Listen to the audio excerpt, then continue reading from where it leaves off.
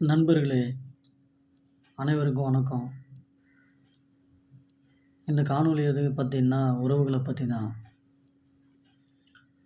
உறவுகளுக்கு ஒரு எக்ஸாம்பிளாக நான் சொல்ல போகிறது காக்காவை தான்.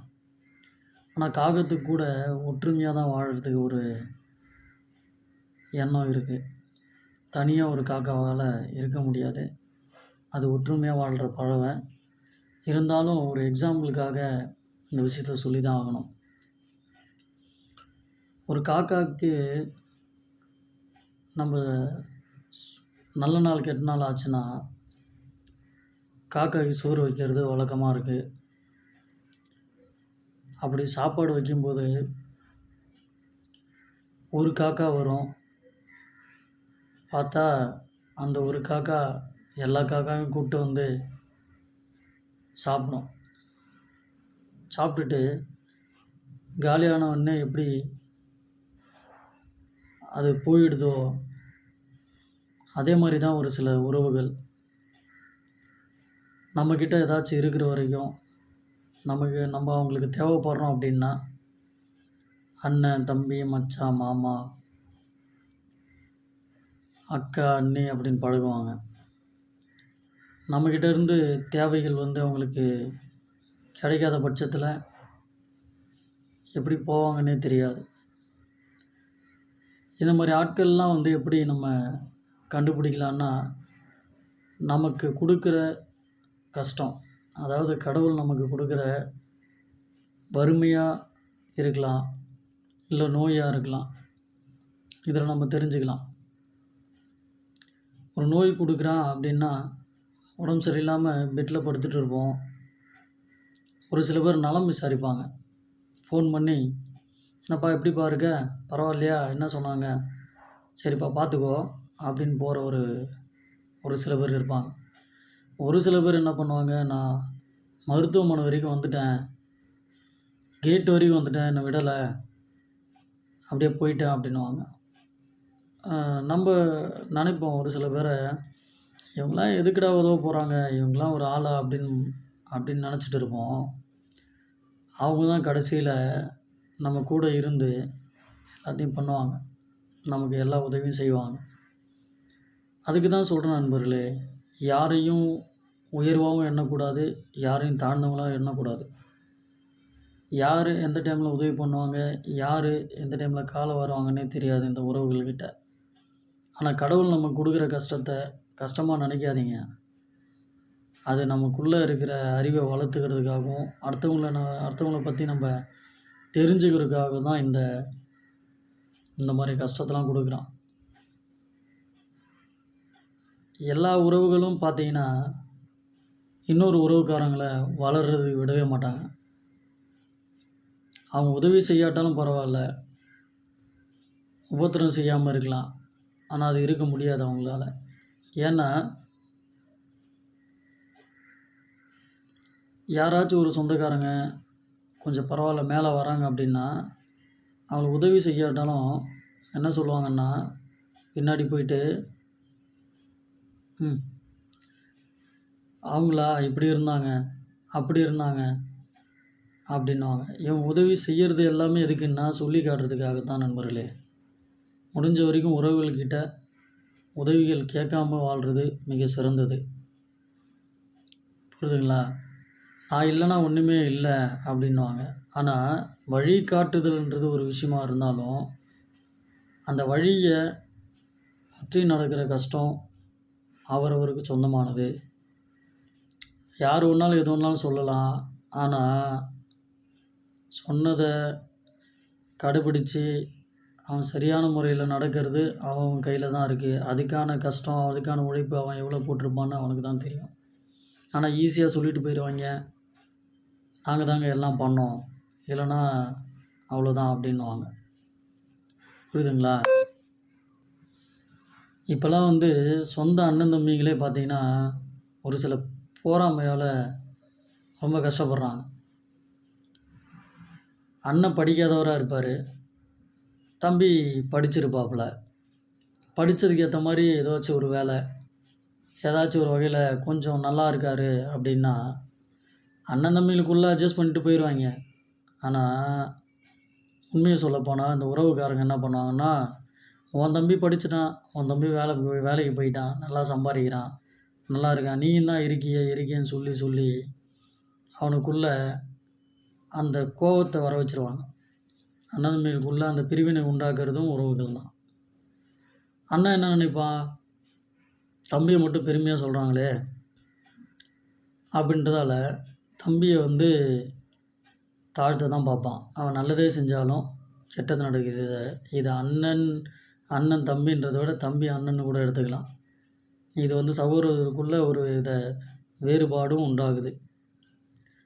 ரெண்டாவது, எந்த ஒரு உறவுமே இன்னொருத்தவங்க உயரணும் அப்படின்னு நினைக்க மாட்டாங்க நண்பர்களே. ஏன் தெரியுமா? முடிஞ்ச வரைக்கும் அவங்களுக்கு கீழே தான் இருக்கணும்னு ஆசைப்படும். அப்போ தான் நம்மளை மதிப்பாங்க அப்படின்னு நினைப்பாங்க. தெரியுமா? ஒரு சாதாரணமாக ஒரு எடுத்துக்காட்டாக சொல்லப்போனால், ஒருத்தர் ஒரு பஸ் வாங்கிடுறாரு. இன்னொருத்தவன் ஒரு பைக் தான் வாங்குவான். அதுக்கு என்ன சொல்லுவாங்க, ஏன் இந்த வேண்டாத வேலை, இருக்கிற கடனில் இது எதுக்கு அப்படின்னு சொல்லுவாங்க. அவங்க எப்படின்னா, முடிஞ்ச வரைக்கும் உதவி செய்கிற மாதிரியே தான் இருக்கும் நண்பர்களே. ஆனால் அந்த உதவிக்கு பின்னாடி பலவித கெடுதலும் நமக்கு இருக்கும். மேலோட்டமாக பார்த்தா அது உதவியாக இருக்கும். உள்ளார்ந்து சிந்தித்தா மட்டும்தான் அந்த உதவி ரொம்ப கஷ்டமாக இருக்கும் நமக்கு, அவங்க பண்ணுற சேட்டையெல்லாம். அதனால் முடிஞ்ச வரைக்கும் யாதும் ஊரே யாவரும் கேளீர் நண்பர்களே. முன்ன பின்ன தெரியாதவங்கக்கிட்ட கூட நம்ம சகஜமாக பழகிடலாம், உதவி செய்வாங்க. அதாவது பார்த்திங்கன்னா, வீட்டை விட்டுருங்க, உறவுகளை விட்டுருங்க. நம்ம எல்லாருமே வெளியில் போகிறோம், வெளியில் போயிட்டுருக்கோம், திடீர்னு ஒரு மயக்கம் வந்துடுது, ரோட்டில் விழுந்துடுறோம். நம்ம உறவுகள் நம்மளுக்கு தெரிஞ்சவங்க இப்படியா நம்மளுக்கு உதவி பண்ணுறாங்க. யாரோ எவரும் தெரியாமல் தான் உதவி பண்ணுறாங்க. முடிஞ்ச வரைக்கும் நீங்களும் தெரியாதவங்களுக்கு உதவி பண்ணுங்க நண்பர்களே. கடவுள் நமக்கு உதவி பண்ணுவான். அதே மாதிரி இன்னொரு விஷயம் என்னென்னா, எனக்கு நடந்த ஒரு விஷயம் சொல்கிறேன். ஒரு நாள் வண்டியில் பெட்ரோல் இல்லை. பெட்ரோல் இல்லாமல் நான் தள்ளிக்கிட்டு வந்துட்டு இருக்கேன். என்னுடைய நண்பர்களுக்கு ஃபோன் பண்ணுறேன், உறவுகளுக்கு ஃபோன் பண்ணுறேன்.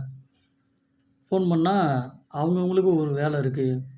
நான் இங்கே போயிட்டேன், அங்கே போயிட்டேன், எனக்கு முக்கியமான வேலை இருக்குது, என்னால் வரவே முடியல அப்படின்னு விதமான இதுவை சொல்கிறாங்க ஒவ்வொருத்தரும். ஆனால் பார்த்தா வீட்டில் தான் இருக்காங்க, வேலையும் இல்லை, ஃப்ரீயாக இருக்காங்க. அதுக்கப்புறம் அந்த முடிஞ்சு பார்த்ததுக்கப்புறம் இடையில என்ன நடந்துச்சுன்னா, நான் சரி ஓகே, யாரோட உதவியும் வேண்டாம், கடவுள் இருக்கார் பார்த்துக்கலாம் அப்படின்ட்டு வண்டியை தள்ளிட்டு வந்துகிட்டே இருந்தேன். யாருன்னே தெரியல. ஒருத்தர் வந்தார், ஏன்பா வண்டி தள்ளிட்டு போகிற அப்படின்னு கேட்டார். பெட்ரோல் இல்லை, நண்பர் வரணுன்னு இருக்காங்க, பெட்ரோல் போட்டு போயிடுவேன் ஐயா, அதை வந்துட்டுருக்காங்கன்னு சொன்னேன். அவரும் என்ன பண்ணிட்டார், சரின்ட்டு போயிட்டார். ஒரு 3 கிலோமீட்டர் தள்ளி ஒரு டீ கடையில் உட்காண்ட்ருக்கார் போல். நான் இங்கேருந்து தள்ளிட்டு போயிட்டேன். அங்கே போயிட்டு பார்த்தா அவரை நான் பார்த்துட்டேன். அவர் பார்த்துட்டாரு, டக்குன்னு வண்டி எடுத்தார், போயிட்டார். சரி, நான் அதை பற்றி கண்டுக்கவே இல்லை, ஓகே அப்படின்ட்டு வந்துகிட்டே இருந்தேன். பார்த்தா ஒரு 4 கிலோமீட்டர் இருக்கும் அந்த பெட்ரோல் பங்க்கு. அங்கே போயிட்டு ஒரு வாட்டர் கேன் தேடி 100 ரூபாய்க்கு பெட்ரோல் போட்டு அதில் எடுத்துகிட்டு வராரு. இதில் தம்பி நிறுத்துப்பா, இந்தாப்பா பெட்ரோலு அப்படின்னாரு. நான் என்ன சொன்னேன், இல்லைங்கண்ணா வேணாம், நண்பர் வராரு, ஆனால் உண்மையாக சொல்லப்போனால் என்கிட்ட அன்றைக்கி 100 ரூபா கூட இல்லை, ஏதோ ஒரு நம்பிக்கையில் போயிட்டுருக்கேன், பார்த்துக்கிடலாம் அப்படின்ட்டு. இல்லை சார் வேண்டாம் அப்படின்னு சொன்னேன் அந்த பெட்ரோலை. ஆனால் அவர் கேட்கவே இல்லை, கொடுத்துக்கிட்டே இருந்தார், வற்புறுத்திக்கிட்டே இருந்தார். வேறு வழி இல்லை அப்படின்னும்போது நான் சொல்கிறேன், இல்லை சார் என்கிட்ட உண்மையை சொல்கிறேன், என்கிட்ட காசு இல்லை, தப்பாக எடுத்துக்காதீங்க சார், பரவாயில்ல வந்துட்டுருக்காங்க அப்படின்னு சொல்கிறேன். இல்லை நீ முதல்ல இந்த பெட்ரோலை ஊற்றுப்பான்ட்டு ரொம்ப இது பண்ணுறார். பெட்ரோலை ஊற்றிட்டேன். சரிப்பா, பார்த்து பத்திரம்பா, பார்த்து பத்திரமா போயிட்டு வா அப்படின்ட்டு போயிட்டே இருந்துட்டார். அவருடைய ஃபோன் நம்பர் கூட வாங்கலை. அவருடைய முகம் கூட எனக்கு மறந்து போச்சு நண்பர்களே. ஆனால் அவர் செஞ்ச அந்த உதவி என் வாழ்க்கையில் நான் கொண்டு வந்துட்டு இருக்கேன். இன்னுமே என்னால் மறக்க முடியல. இந்த காணொளி பார்க்குற அந்த ஒருவர் நீங்களாக கூட இருக்கலாம். உங்களுக்கு மிகவும் நன்றி சொல்லிக்கிறேன் நான். அதனால் நம்ம யாருக்காச்சும் உதவிகளை செய்வோம். நம்மளால் முடிஞ்ச வரைக்கும் கடவுள் நமக்கு நிச்சயமாக உதவி செய்வார் நண்பர்களே. எந்த வழியிலாவது ஒன்று வரும். இந்த உலகத்தை பொறுத்த வரைக்கும் இவங்க தான் நமக்கு வேணும், அவங்க தான் வேணும்ன்ட்டுலாம் இல்லை. எல்லாருமே வேணும்னு நினைப்போம். மகிழ்ச்சியாக இருப்போம் நண்பர்களே. ஏன்னா நம்ம முடிஞ்ச வரைக்கும் ஒரே வட்டத்துக்குள்ளே வாழ்கிறது ரொம்ப சிரமமான ஒரு வாழ்க்கை. அதில் தான் மிகப்பெரிய கஷ்டமே வருது. ஒவ்வொருத்தனும் ஒரு பிரச்சனை. முடிஞ்ச வரைக்கும் உறவுகளை வச்சுக்கோங்க. ஆனால் ரொம்ப வச்சுக்காதீங்க. மினிமமாக வச்சுக்கோங்க, பழகுங்க. முடிஞ்ச வரைக்கும் நீங்கள் உதவிகளை செய்யுங்க. முடிஞ்ச வரைக்கும் உதவிகள் வாங்காமல் இருக்கிறது ரொம்ப பெஸ்ட்டு. அதனால தான் நான் சொல்ல வரேன் நண்பர்களே. உறவுகள் இல்லாத ஒரு வாழ்க்கை கஷ்டம்தான். ஆனால் இந்த காலகட்டத்தில் உறவுகள் இருக்கிற வாழ்க்கை தான் ரொம்ப கஷ்டமாக இருக்குது. சரிங்களா? யாதும் ஊரே யாவரும் கேளு அப்படின்னு சொல்லியிருக்காங்க. எல்லா ஊருமே எல்லா நாடுமே நம்ம நாடு தான். எல்லா மக்களும் மக்கள் தான். எல்லோரும் இருக்காங்க. நீங்கள் முடிஞ்ச வரைக்கும் உங்கள் பாதையில் நீங்கள் போயிட்டே இருங்க. யாரையும் எதிர்பார்க்காதீங்க.